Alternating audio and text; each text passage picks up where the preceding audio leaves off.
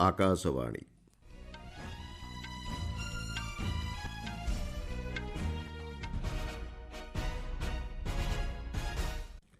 संवाद पढ़ुछंती मलय रंजन मिश्र।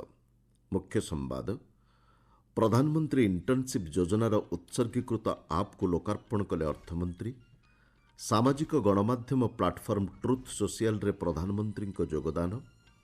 आसंता आर्थिक वर्ष पर रेल मंत्रालयर खर्च दाबी उपरे लोकसभा आलोचना जारी। दिल्लीर नवनिर्वाचित विधायकों नूआदिल्ली आज आरंभ होउछि दुईदिनिया प्रशिक्षण कार्यक्रम एवं कबाडी विश्वकप 2025 प्रतियोगितार आज पुरुष वर्ग में भारत स्कटलैंड एवं महिला वर्ग में भारत वेल्स मध्य हेब मुकाबिला। अर्थमंत्री निर्मला सीतारमण प्रधानमंत्री इंटर्नशिप योजना पीएमआईएस पाई एक उत्सर्गीकृत आप गतकाली उन्मोचन करिसेंती। एही योजना अधीन पंजीकरण व्यवस्था को अधिक सहज एवं त्वरान्वित करने लक्ष्य नहीं एही आप कार्यकारी करा जायछि। ए अवसर में अर्थमंत्री दक्षता रोजगार एवं सुजोग को प्रोत्साहन प्रदान करने लक्ष्य नहीं 5टी योजनार पैकेज आरंभ करने को प्रधानमंत्री नरेंद्र मोदी दूरदृष्टि को प्रशंसा करिसेंती। पीएम इंटर्नशिप योजना श्रेणीगृह शिक्षा एवं शिल्पोद्योग संभावना क्षेत्र में रहिथिबा व्यवधान को दूर करिबारे सक्षम होई परिबो। एहा द्वारा नियुक्ति सुजोग वृद्धि पाइबो बोली अर्थमंत्री कहिसेंती। ଏହି ଯୋଜନାରେ ସକ୍ରିୟ ଭାବେ ଅଂଶଗ୍ରହଣ କରିବାକୁ ସେ ଶିଳ୍ପୋଦ୍ୟୋଗୀଙ୍କୁ ଅନୁରୋଧ କରିବା ସହିତ ଦେଶରେ ଏକ ଦକ୍ଷ ଶ୍ରମଶକ୍ତିକୁ ପ୍ରୋତ୍ସାହନ ପ୍ରଦାନ କରିବା ଉପରେ ଗୁରୁତ୍ୱ ପ୍ରଦାନ କରିଛନ୍ତି। ଏହି କାର୍ଯ୍ୟକ୍ରମରେ ଯୋଗଦେଇ କର୍ପୋରେଟ୍ ବ୍ୟାପାର ରାଷ୍ଟ୍ରମନ୍ତ୍ରୀ ହର୍ଷ ମାଲହୋତ୍ରା କହିଛନ୍ତି ପିଏମ୍ଆଇଏସ୍ ଆପ୍ର ଶୁଭାରମ୍ଭ ଯୁବବର୍ଗଙ୍କ ପାଇଁ ତାଲିମ ସୁଯୋଗରେ ଉପଲବ୍ଧତା ବୃଦ୍ଧି କରିବ। ସୂଚନାଯୋଗ୍ୟ ଗତବର୍ଷ ବଜେଟ୍ରେ ପ୍ରଧାନମନ୍ତ୍ରୀ ଇଣ୍ଟର୍ନସିପ୍ ଯୋଜନା ସମ୍ପର୍କରେ ଘୋଷଣା କରାଯାଇଥିଲା। 5 ବର୍ଷ ମଧ୍ୟରେ ଶ୍ରେଷ୍ଠ 500 କମ୍ପାନୀରେ 1 କୋଟି ଯୁବକଙ୍କୁ ଇଣ୍ଟର୍ନସିପ୍ ସୁଯୋଗ ପ୍ରଦାନ କରିବା ଲକ୍ଷ୍ୟ ନେଇ ଏହି ଯୋଜନା ଆରମ୍ଭ କରାଯାଇଛି। ଗତବର୍ଷ ଅକ୍ଟୋବର ମାସରେ ଏହି ଯୋଜନାର ଶୁଭାରମ୍ଭ ହୋଇଛି। ଯୋଜନାର ପାଇଲଟ ପ୍ରୋଜେକ୍ଟର ପ୍ରଥମ ପର୍ଯ୍ୟାୟରେ ପ୍ରାୟ 745ଟି ଜିଲ୍ଲାର 25ଟି ବିଭିନ୍ନ କ୍ଷେତ୍ରର 280ଟି କମ୍ପାନୀରେ 1,27,000ରୁ ଅଧିକ ଇଣ୍ଟର୍ନସିପ୍ ସୁଯୋଗ ସୃଷ୍ଟି ହୋଇପାରିଛି। ଗତ ଜାନୁଆରୀ ମାସରେ ପାଇଲଟ ପ୍ରୋଜେକ୍ଟର ଦ୍ୱିତୀୟ ପର୍ଯ୍ୟାୟ ଆରମ୍ଭ ହୋଇଛି। ଏହି ପର୍ଯ୍ୟାୟ ପାଇଁ ଆସନ୍ତା ମାସ 30 ତାରିଖ ପର୍ଯ୍ୟନ୍ତ ଆବେଦନର ସମୟସୀମା ଧାର୍ଯ୍ୟ କରାଯାଇଛି। ପ୍ରଧାନମନ୍ତ୍ରୀ ନରେନ୍ଦ୍ର ମୋଦି ସାମାଜିକ ଗଣମାଧ୍ୟମ ପ୍ଲାଟଫର୍ମ ଟ୍ରୁଥ ସୋସିଆଲରେ ଯୋଗ ଦେଇଛନ୍ତି। ଆମେରିକା ରାଷ୍ଟ୍ରପତି ଡୋନାଲ୍ଡ ଟ୍ରମ୍ପ ଏହି ଗଣମାଧ୍ୟମକୁ ଅଧିକ ବ୍ୟବହାର କରିଥାନ୍ତି। ସାମାଜିକ ଗଣମାଧ୍ୟମ ପୋଷ୍ଟରେ ଏ ସମ୍ପର୍କରେ ସୂଚନା ଦେଇ ପ୍ରଧାନମନ୍ତ୍ରୀ ଶ୍ରୀ ମୋଦି କହିଛନ୍ତି ଟ୍ରୁଥ ସୋସିଆଲ ପ୍ଲାଟଫର୍ମରେ ଅଂଶୀଦାର ଥିବା ସମସ୍ତଙ୍କ ସହ ମତ ବିନିମୟ କରିବାକୁ ସେ ଆଗ୍ରହୀ। ତାଙ୍କ ପୋଡକାଷ୍ଟ ସାକ୍ଷାତକାର ରାଷ୍ଟ୍ରପତି ଶ୍ରୀ ଟ୍ରମ୍ପ ଟ୍ରୁଥ ସୋସିଆଲରେ ସେୟାର କରିଥିବାରୁ ଶ୍ରୀ ମୋଦି ରାଷ୍ଟ୍ରପତିଙ୍କୁ ଧନ୍ୟବାଦ ଜଣାଇଛନ୍ତି। ସୂଚନାଯୋଗ୍ୟ ରାଷ୍ଟ୍ରପତି ଶ୍ରୀ ଟ୍ରମ୍ପ ତାଙ୍କ ଟ୍ରୁଥ ସୋସିଆଲ ପ୍ଲାଟଫର୍ମରେ ଲେକ୍ସ ଫ୍ରେଡମ୍ୟାନଙ୍କ ସହ ପ୍ରଧାନମନ୍ତ୍ରୀ ଶ୍ରୀ ମୋଦିଙ୍କ ପୋଡକାଷ୍ଟ ସାକ୍ଷାତକାର ପୋଷ୍ଟ କରିଥିଲେ। ଆସନ୍ତା ଆର୍ଥିକ ବର୍ଷ ପାଇଁ ରେଳ ମନ୍ତ୍ରଣାଳୟର ଖର୍ଚ୍ଚ ଦାବି ଗତକାଲି ଲୋକସଭାରେ ଆଗତ ହୋଇଛି। ଆଲୋଚନାରେ ଅଂଶଗ୍ରହଣ କରି କଂଗ୍ରେସର ବର୍ଷା ଗାଏକୱାଡ ରେଳ କ୍ଷେତ୍ରରେ ସୁରକ୍ଷା ବ୍ୟବସ୍ଥା ନେଇ ସରକାରଙ୍କ ପକ୍ଷରୁ ବିଶେଷ ପଦକ୍ଷେପ ଗ୍ରହଣ କରାଯାଉ ନାହିଁ ବୋଲି ଅଭିଯୋଗ କରିଛନ୍ତି। ଏହି ଅବସରରେ ନିକଟରେ ନୂଆଦିଲ୍ଲୀ ରେଳ ଷ୍ଟେସନରେ ଘଟିଥିବା ଦଳାଚକଟା ପରିସ୍ଥିତିର ସେ ଉଦାହରଣ ଦେଇଥିଲେ। ବିଜେପିର ଜନାର୍ଦ୍ଦନ ସିଂ ସିଗ୍ରିୱାଲ ଆଲୋଚନାରେ ଅଂଶଗ୍ରହଣ କରି କହିଛନ୍ତି ରେଳ ଭିତ୍ତିଭୂମି ବିକାଶ ଏବଂ ଆଧୁନିକୀକରଣ ପାଇଁ ବଜେଟ୍ରେ 2,65,000 କୋଟି ଟଙ୍କାର ଅନୁଦାନ ପ୍ରଦାନ କରାଯାଇଛି। ଦେଶରେ 100ଟି ନୂତନ ଅମୃତ ଭାରତ ଟ୍ରେନ୍ 50ଟି ନମୋ ଭାରତ ଟ୍ରେନ୍ ଏବଂ 200ଟି ବନ୍ଦେ ଭାରତ ଟ୍ରେନ୍ ଚଳାଚଳ ପାଇଁ ସରକାର ଲକ୍ଷ୍ୟ ରଖିଛନ୍ତି ବୋଲି ସେ କହିଛନ୍ତି। ରେଳବାଇ କ୍ଷେତ୍ରରେ ବିକାଶ ପାଇଁ ସରକାର ନେଇଥିବା ବିଭିନ୍ନ ପଦକ୍ଷେପଗୁଡ଼ିକ ଉପରେ ସେ ଏହି ଅବସରରେ ଆଲୋକପାତ କରିଛନ୍ତି। ଟିଡିପିର ମଙ୍ଗୁତା ଶ୍ରୀନିବାସୁଲୁ ରେଡ୍ଡି ସାଧାରଣ ବଜେଟ୍ରେ ରେଳବାଇ କ୍ଷେତ୍ର ପାଇଁ ରହିଥିବା ବ୍ୟବସ୍ଥାର ଉଚ୍ଚ ପ୍ରଶଂସା କରିଛନ୍ତି। ବିଭିନ୍ନ ଦଳର ସଦସ୍ୟ ଏହି ଆଲୋଚନାରେ ଅଂଶଗ୍ରହଣ କରିଥିଲେ। ଖର୍ଚ୍ଚ ଦାବି ସଂକ୍ରାନ୍ତ ଆଲୋଚନା ଗୃହରେ ଅମୀମାଂସିତ ରହିଛି। ମହାରାଷ୍ଟ୍ରର କେନ୍ଦ୍ରୀୟ ନାଗପୁର ମହଲ ଅଞ୍ଚଳରେ ଗତ ସନ୍ଧ୍ୟାରେ ସଂଘଟିତ ହିଂସାକାଣ୍ଡ ଘଟଣାରେ ଜଡ଼ିତ ବ୍ୟକ୍ତିଙ୍କୁ ଗିରଫ କରିବା ପାଇଁ ପୁଲିସ ପକ୍ଷରୁ ତଲାସୀ ଅଭିଯାନକୁ ଜୋରଦାର କରାଯାଇଛି। ଧାର୍ମିକ ଚିହ୍ନ ଭଙ୍ଗାରୁଜା ଗୁଜବକୁ ନେଇ ଦୁଇ ଗୋଷ୍ଠୀଙ୍କ ମଧ୍ୟରେ ସଂଘର୍ଷ ହୋଇଥିବା ପ୍ରାଥମିକ ତଦନ୍ତରୁ ଜଣାପଡ଼ିଛି। ପରିସ୍ଥିତିକୁ ନିୟନ୍ତ୍ରଣ କରିବା ପାଇଁ ପୁଲିସ ପକ୍ଷରୁ ଲୁହବୁହା ଗ୍ୟାସ୍ ଏବଂ ଲାଠିଚାର୍ଜ କରାଯାଇଥିଲା। ଗୁଜବରେ ବିଶ୍ୱାସ ନ କରି ଶାନ୍ତିଶୃଙ୍ଖଳା ବଜାୟ ରଖିବାକୁ କେନ୍ଦ୍ରମନ୍ତ୍ରୀ ନୀତିନ ଗଡ଼କରୀ ଏବଂ ମୁଖ୍ୟମନ୍ତ୍ରୀ ଦେବେନ୍ଦ୍ର ଫଡନାବିସ୍ ଜନସାଧାରଣଙ୍କୁ ଅନୁରୋଧ କରିଛନ୍ତି। Nagpur police commissioner doctor Ravindra Singhal କହିଛନ୍ତି ସେହି ଅଞ୍ଚଳରେ ଆଇନ ଶୃଙ୍ଖଳା ପରିସ୍ଥିତିକୁ ଫେରାଇ ଆଣିବା ଲକ୍ଷ୍ୟରେ 144 ଧାରା ଜାରି କରାଯାଇଛି। ଅତିରିକ୍ତ ପୁଲିସ କର୍ମଚାରୀଙ୍କୁ ସେଠାରେ ମୁତୟନ କରାଯାଇଛି। ଆପଣମାନେ ସମ୍ବାଦ ଶୁଣୁଛନ୍ତି ଆକାଶବାଣୀରୁ। ଦିଲ୍ଲୀର ନବନିର୍ବାଚିତ ବିଧାୟକଙ୍କ ପାଇଁ ଏକ ଦୁଇଦିନିଆ ପ୍ରଶିକ୍ଷଣ କାର୍ଯ୍ୟକ୍ରମ ନୂଆଦିଲ୍ଲୀଠାରେ ଆଜିଠାରୁ ଆରମ୍ଭ ହେଉଛି। ଲୋକସଭା ବାଚସ୍ପତି ଓମ୍ ବିର୍ଲା ଏହି କାର୍ଯ୍ୟକ୍ରମର ଶୁଭାରମ୍ଭ କରିବେ।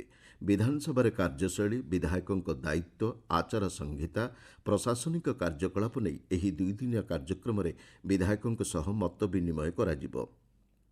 ଉଦ୍ଘାଟନୀ ସମାରୋହରେ ଅନ୍ୟମାନଙ୍କ ମଧ୍ୟରେ ଦିଲ୍ଲୀ ବିଧାନସଭା ବାଚସ୍ପତି ବିଜେନ୍ଦ୍ର ଗୁପ୍ତା, ଉପବାଚସ୍ପତି ମୋହନ ସିଂ ବିଷ୍ଟ, ମୁଖ୍ୟମନ୍ତ୍ରୀ ରେଖା ଗୁପ୍ତା ଏବଂ ବିରୋଧୀ ଦଳ ନେତା ଆତିଶି ପ୍ରମୁଖ ଯୋଗଦେବେ। ଏ ସମ୍ପର୍କରେ ସୂଚନା ଦେଇ ଦିଲ୍ଲୀ ବିଧାନସଭା ବାଚସ୍ପତି ବିଜେନ୍ଦ୍ର କୁମାର କହିଛନ୍ତି, ଏଭଳି କାର୍ଯ୍ୟକ୍ରମ ନିର୍ବାଚିତ ପ୍ରତିନିଧିଙ୍କ ମନୋବଳକୁ ବୃଦ୍ଧି କରିବା ସହିତ ବିଧାନସଭାର କାର୍ଯ୍ୟଶୈଳୀକୁ ଅଧିକ ଉନ୍ନତ କରିପାରିବ। ବିଭିନ୍ନ ପ୍ରସଙ୍ଗ ଉପରେ ଗୃହରେ ଆଲୋଚନାରେ ସଦସ୍ୟମାନେ ସେମାନଙ୍କର ସୁଚିନ୍ତିତ ମତାମତ ଉପସ୍ଥାପନ କରିପାରିବେ। ଏହି ଅବସରରେ ବିଭିନ୍ନ କ୍ଷେତ୍ରର ପ୍ରତିଷ୍ଠିତ ବିଶେଷଜ୍ଞଙ୍କ ସହ ଆଲୋଚନା ବୈଠକ ଅନୁଷ୍ଠିତ ହେବ। ଭାରତ ଆୟାରଲାଣ୍ଡ ମଧ୍ୟରେ ଗବେଷଣା ସହଯୋଗକୁ ପ୍ରୋତ୍ସାହନ ପ୍ରଦାନ କରିବା ଏବଂ ଭାରତୀୟ ବିଶ୍ୱବିଦ୍ୟାଳୟ ଓ ଶିକ୍ଷାନୁଷ୍ଠାନଗୁଡ଼ିକରେ ଅଧ୍ୟୟନ ପରବର୍ତ୍ତୀ ମାର୍ଗକୁ ଅଧିକ ବ୍ୟାପକ କରିବା ନେଇ ଆୟାରଲାଣ୍ଡ ଇଚ୍ଛା ପ୍ରକାଶ କରିଛି। ଆୟାରଲାଣ୍ଡର ଉଚ୍ଚଶିକ୍ଷା, ଗବେଷଣା, ଉଦ୍ଭାବନ ଏବଂ ବିଜ୍ଞାନ ମନ୍ତ୍ରୀ ଜେମ୍ସ ଲଲେସ୍ କହିଛନ୍ତି, ଆୟାରଲାଣ୍ଡରେ ଏକ ଦୃଢ଼ ଶୈକ୍ଷିକ ଏବଂ ଦକ୍ଷତା ଇକୋସିଷ୍ଟମ ଗଠନର ବିପୁଳ ସମ୍ଭାବନା ରହିଛି। ଏହି କ୍ଷେତ୍ର ଉଭୟ ଦେଶ ପାଇଁ ଲାଭଦାୟକ ବୋଲି ସେ କହିଛନ୍ତି। ଦ୍ୱିପାକ୍ଷିକ ସହଯୋଗକୁ ସୁଦୃଢ଼ କରିବା ଲକ୍ଷ୍ୟ ନେଇ ମନ୍ତ୍ରୀ ଶ୍ରୀ ଲଲେସ୍ଙ୍କ ସହ ଏକ ଉଚ୍ଚସ୍ତରୀୟ ପ୍ରତିନିଧି ମଣ୍ଡଳୀ ଭାରତ ଗସ୍ତରେ ଆସିଛନ୍ତି। ନୂଆଦିଲ୍ଲୀ, ମୁମ୍ବାଇ ଏବଂ ଚେନ୍ନାଇକୁ ଗସ୍ତ କରି ଏହି ମଣ୍ଡଳୀ ଭାରତୀୟ ବିଶ୍ୱବିଦ୍ୟାଳୟ ଏବଂ ଶିକ୍ଷାନୁଷ୍ଠାନଗୁଡ଼ିକର କର୍ତ୍ତୃପକ୍ଷଙ୍କ ସହ ଆଲୋଚନା କରୁଛନ୍ତି। ଉଦ୍ଭାବନ, ଗବେଷଣା, ବିକାଶ, ଆଧୁନିକ ପ୍ରଯୁକ୍ତିବିଦ୍ୟା, ବିଶେଷକରି ଫିନ୍ଟେକ୍, କୃତ୍ରିମ ବୁଦ୍ଧିମତ୍ତା ଏବଂ ଜୀବବିଜ୍ଞାନ କ୍ଷେତ୍ରରେ ଭାରତୀୟ କମ୍ପାନୀଗୁଡ଼ିକ ସହ ଆୟାରଲାଣ୍ଡର ବୃଦ୍ଧି ପାଉଥିବା ଭାଗିଦାରୀ ଉପରେ ଶ୍ରୀ ଲଲେସ୍ ଆଲୋକପାତ କରିଛନ୍ତି। ଆୟାରଲାଣ୍ଡରେ 9,000ରୁ ଅଧିକ ଭାରତୀୟ ଛାତ୍ରଛାତ୍ରୀ ଶିକ୍ଷାଗ୍ରହଣ କରୁଛନ୍ତି ବୋଲି ସେ କହିଛନ୍ତି। ଭାରତ ସହ ଶିକ୍ଷା କ୍ଷେତ୍ରରେ ସମ୍ପର୍କକୁ ଅଧିକ ସୁଦୃଢ଼ କରିବା ପାଇଁ ଆୟାରଲାଣ୍ଡର ପ୍ରତିବଦ୍ଧତାକୁ ସେ ଦୋହରାଇଛନ୍ତି। ଆମେରିକା ଗୁଇନ୍ଦା ମୁଖ୍ୟ ତୁଳସୀ ଗବାର୍ଡ କହିଛନ୍ତି, ବାଂଲାଦେଶରେ ହିନ୍ଦୁଙ୍କ ସମେତ ସଂଖ୍ୟାଲଘୁଙ୍କ ଉପରେ ହେଉଥିବା ଅତ୍ୟାଚାର ନେଇ ଆମେରିକା ଚିନ୍ତା ପ୍ରକଟ କରିଛି। ଏକ ଘରୋଇ ଗଣମାଧ୍ୟମକୁ ସାକ୍ଷାତକାର ଦେଇ ସେ କହିଛନ୍ତି, ଉଗ୍ରବାଦ କାର୍ଯ୍ୟକଳାପ ଏବଂ ଇସଲାମିକ ଆତଙ୍କବାଦୀ କାର୍ଯ୍ୟକଳାପର ମୁକାବିଲା ପାଇଁ ଟ୍ରମ୍ପ ପ୍ରଶାସନ ସଂକଳ୍ପବଦ୍ଧ। ବିଶ୍ୱସ୍ତରରେ ଇସଲାମିକ ଆତଙ୍କବାଦକୁ ପ୍ରୋତ୍ସାହନ ଦେଉଥିବା ବିଚାରଧାରାକୁ ପ୍ରତିହତ କରିବା ପାଇଁ ଟ୍ରମ୍ପ ପ୍ରଶାସନ ଆବଶ୍ୟକ ପଦକ୍ଷେପ ଗ୍ରହଣ କରୁଛନ୍ତି ବୋଲି ସେ ସୂଚନା ଦେଇଛନ୍ତି। ଶ୍ରୀମତୀ ଗବାର୍ଡ କହିଛନ୍ତି, ବାଂଲାଦେଶର ମହମ୍ମଦ ୟୁନୁସ୍ଙ୍କ ନେତୃତ୍ୱାଧୀନ ମଧ୍ୟବର୍ତ୍ତୀକାଳୀନ ସରକାରଙ୍କ ସହ ଟ୍ରମ୍ପ ପ୍ରଶାସନ ଆଲୋଚନା ଆରମ୍ଭ କରିଛି। କବାଡି ବିଶ୍ୱକପ୍ 2025 ପ୍ରତିଯୋଗିତାରେ ଭାରତୀୟ ପୁରୁଷ ଏବଂ ମହିଳା ଦଳ ଆଜି ସେମାନଙ୍କର ଗ୍ରୁପ୍ ପର୍ଯ୍ୟାୟ ମ୍ୟାଚ୍ ଖେଳିବେ। ଇଂଲଣ୍ଡର ୱୋଲଭରହାମ୍ପଟନ୍ଠାରେ ଭାରତୀୟ ସମୟ ଅପରାହ୍ନ 5:30ଟାରେ ମହିଳା ଦଳ ୱେଲ୍ସ ବିରୁଦ୍ଧରେ ମ୍ୟାଚ୍ ଖେଳିବ। ଅନ୍ୟପକ୍ଷରେ ପୁରୁଷ ଦଳ ରାତି 10:30ଟାରେ ସ୍କଟଲ୍ୟାଣ୍ଡକୁ ଭେଟିବ। କବାଡି ବିଶ୍ୱକପ୍ର ଚଳିତ ସଂସ୍କରଣ ଗତକାଲିଠାରୁ ଇଂଲଣ୍ଡରେ ଆରମ୍ଭ ହୋଇଛି। ଗତକାଲିର ମ୍ୟାଚ୍ରେ ଭାରତ ଇଟାଲୀକୁ 64-22 ପଏଣ୍ଟରେ ପରାସ୍ତ କରିଥିବା ବେଳେ ଇଂଲଣ୍ଡ ହଙ୍ଗେରୀ ବିରୁଦ୍ଧରେ 101-25 ପଏଣ୍ଟରେ ବିଜୟୀ ହୋଇଥିଲା। 7 ଦିନ ଧରି ଚାଲିବାକୁ ଥିବା ଏହି ପ୍ରତିଯୋଗିତାର ପୁରୁଷ ବର୍ଗରେ ଅଂଶଗ୍ରହଣ କରିଥିବା 10ଟି ଦଳକୁ 2ଟି ଗ୍ରୁପ୍ରେ ବିଭକ୍ତ କରାଯାଇଛି। ଗ୍ରୁପ୍ ବିରେ ଭାରତ ସହ ଇଟାଲୀ, ସ୍କଟଲ୍ୟାଣ୍ଡ, ୱେଲ୍ସ ଏବଂ ହଂକଂ ସ୍ଥାନିତ ହୋଇଛନ୍ତି। ଗ୍ରୁପ୍ ଏରେ ଇଂଲଣ୍ଡ, ହଙ୍ଗେରୀ, ପୋଲାଣ୍ଡ, ଜର୍ମାନୀ ଏବଂ ୟୁଏସ୍ଏ ରହିଛନ୍ତି। ସେହିଭଳି ମହିଳା ବର୍ଗରେ 6ଟି ଦଳ ଅଂଶଗ୍ରହଣ କରୁଛନ୍ତି। ଗ୍ରୁପ୍ ଡିରେ ଭାରତ, ୱେଲ୍ସ ଏବଂ ପୋଲାଣ୍ଡ ରହିଥିବା ବେଳେ ଗ୍ରୁପ୍ ଇରେ ହଂକଂ, ଇଂଲଣ୍ଡ ଏବଂ ହଙ୍ଗେରୀ ସ୍ଥାନିତ ହୋଇଛନ୍ତି। ବିଶ୍ୱ କବାଡି ପ୍ରତିଯୋଗିତାର ଏହା ହେଉଛି ଦ୍ୱିତୀୟ ସଂସ୍କରଣ। 2019ରେ ମାଲେସିଆରେ ଆୟୋଜିତ ପ୍ରଥମ ସଂସ୍କରଣରେ ଭାରତ ଉଭୟ ପୁରୁଷ ଏବଂ ମହିଳା ବର୍ଗରେ ଟାଇଟଲ ହାସଲ କରିଥିଲା। ମୁଖ୍ୟ ସମ୍ବାଦଗୁଡ଼ିକ ପୁଣିଥରେ। ପ୍ରଧାନମନ୍ତ୍ରୀ ଇଣ୍ଟର୍ଣ୍ଣସିପ୍ ଯୋଜନାର ଉତ୍ସର୍ଗୀକୃତ ଆପ୍କୁ ଲୋକାର୍ପଣ କଲେ ଅର୍ଥମନ୍ତ୍ରୀ। ସାମାଜିକ ଗଣମାଧ୍ୟମ ପ୍ଲାଟଫର୍ମ ଟ୍ରୁଥ୍ ସୋସିଆଲରେ ପ୍ରଧାନମନ୍ତ୍ରୀଙ୍କ ଯୋଗଦାନ। ଆସନ୍ତା ଆର୍ଥିକ ବର୍ଷ ପାଇଁ ରେଳ ମନ୍ତ୍ରଣାଳୟର ଖର୍ଚ୍ଚ ଦାବି ଉପରେ ଲୋକସଭାରେ ଆଲୋଚନା ଜାରି। ଦିଲ୍ଲୀର ନବନିର୍ବାଚିତ ବିଧାୟକଙ୍କ ପାଇଁ ନୂଆଦିଲ୍ଲୀଠାରେ ଆଜିଠାରୁ ଆରମ୍ଭ ହେଉଛି ଦୁଇଦିନିଆ ପ୍ରଶିକ୍ଷଣ କାର୍ଯ୍ୟକ୍ରମ ଏବଂ କବାଡି ବିଶ୍ୱକପ୍ 2025 ପ୍ରତିଯୋଗିତାରେ ଆଜି ପୁରୁଷ ବର୍ଗରେ ଭାରତ ସ୍କଟଲ୍ୟାଣ୍ଡ ଏବଂ ମହିଳା ବର୍ଗରେ ଭାରତ ୱେଲ୍ସ ମଧ୍ୟରେ ହେବ ମୁକାବିଲା। ସମ୍ବାଦ ଶେଷ ହେଲା। ଅଧିକ ସମ୍ବାଦ ପାଇଁ ଆପଣମାନେ newsonair.gov.in ୱେବସାଇଟ୍ ଏବଂ ନ୍ୟୁଜ୍ ଅନ୍ ଏଆଇଆର୍ ଆପ୍ରେ ଲଗ୍ଇନ୍ କରିପାରିବେ।